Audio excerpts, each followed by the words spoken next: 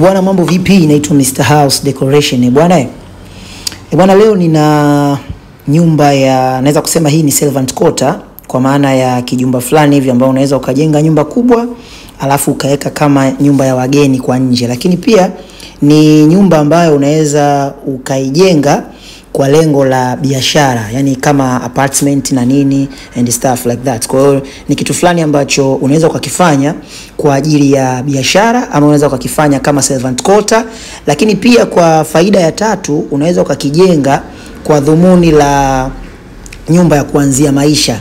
Umeona bwana Yani kama hauna familia kubwa, kwa watu ambao ni mabachela na nini, labda ni mtu na mke wake tu, alafu ana eneo lao kubwa, bado hawajajipata kwenye swala zima la kujenga nyumba kubwa ya ndoto yao, ama wanaweza kukimbia kodi kwa lugha rahisi, unajenga kijumba kama iko hapa, kwa sababu ni very affordable kwenye kukijenga.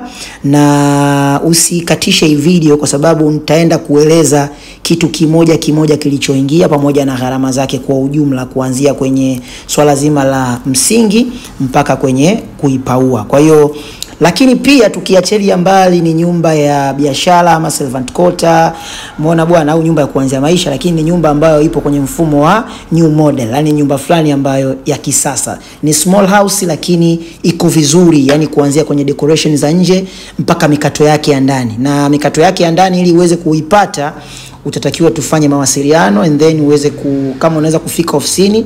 Ofisi zetu ziko Mbezi kwa Msuguri, ukaja ukailipia, umeona bwana alafu tukakuuzia full file ya ile ramani, ambayo kwa sheria za serikali yetu sasa hivi tunatakiwa tukupe na hard copy ambayo tunakugongea muhuri kwa ajili ya kwenda kuombea kibali cha ujenzi. Kwa hiyo moja kwa moja kwa sasa hivi niendelee kwenda kuichambua hii nyumba kwenye swala zima la material na budget nzima ya msingi mpaka kupaua.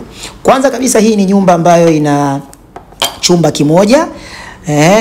kimoja, ina jiko, lakini pia ina toilet ndani, na ni nyumba ambayo imepauliwa kwa mfumo wa pagola. Yani ukisikia pagola ndio hiyo. Hiyo sio nyumba ya hidden wala sio paa la kuonekana. Hiyo ni mfumo wa pagola. Mafundi wenzangu wale maengineer wakubwa na mafundi wabobezi wanaelewa nikisema pagola ni upauaji wa aina gani. Lakini mbele pia kuna decoration ya pagola. Hiyo decoration unaiona mbele ni decoration ya pagola, lakini pia nyumba yenyewe imepauliwa kwa mfumo wa pagola. Na hiyo decoration ya mbele ya pagola ni design ambao ni culture kabisa, ambayo juu unaweza ukaweka glass alafu ukaweka mitungi ya maua, kwa maana ya decoration ukaipata vizuri kabisa. Na tukienda moja kwa moja kwenye swala zima la tofali, kwenye hii nyumba tofali za msingi zimeingia tofali 600.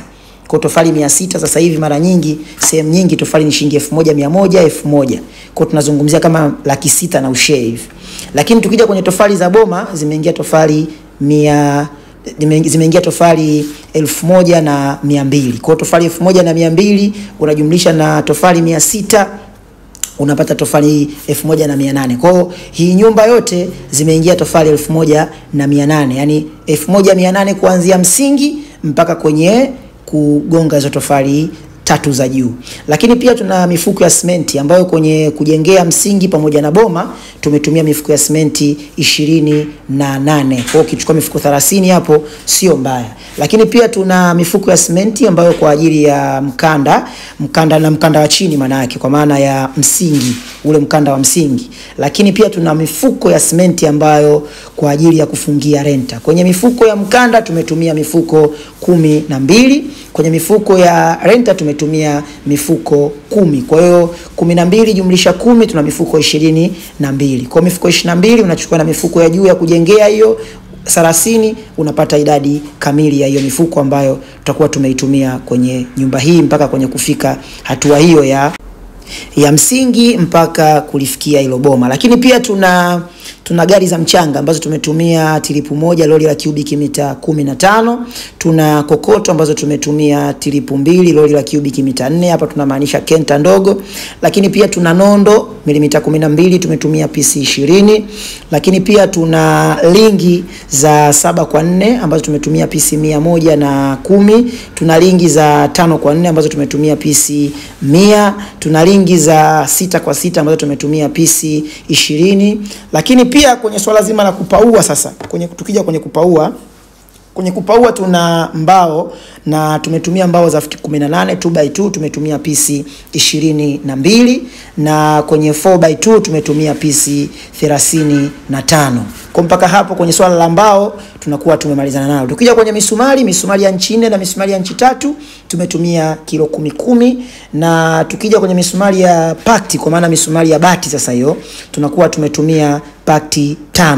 Na kwenye bati lenyewe tunakuwa tumetumia bati za futi 10 ambazo tumetumia pisi 20 kwenye kuipaua hiyo nyumba yote kwa mfumo huo wa Pagora. Kwa hiyo mpaka hapo tunakuwa tumekamilisha nyumba yetu kuanzia kwenye msingi mpaka kwenye zoezi zima la kuipaua. Na gharama zote kuanzia msingi mpaka kuipaua, kwenye swala zima la msingi, boma na kifusi chake, tunakuwa tumetumia pesa taslimu shilingi 5,500,000 na tukija kwenye kupaua tunakuwa tumetumia shilingi 2,200,000. Kwa hiyo unachukua 5,500,000, 2,200,000 unapata, chukua hapo 5,500,000, 2,200,000 pamoja na 7,700,000. Kwa hiyo 7,700,000 bwana mkubwa, hii nyumba unakuwa umeweza kuipaua na kitakachobakia hapo maana yake ni madirisha ya grill pamoja na finishing nyingine. Kwa hiyo tuiwekee roughly ukiwa na 10,000,000 hii nyumba utakuwa umeweza kuweka madirisha, milango pamoja na baadhi ya finishing kama plaster and stuff like that. Kwa hiyo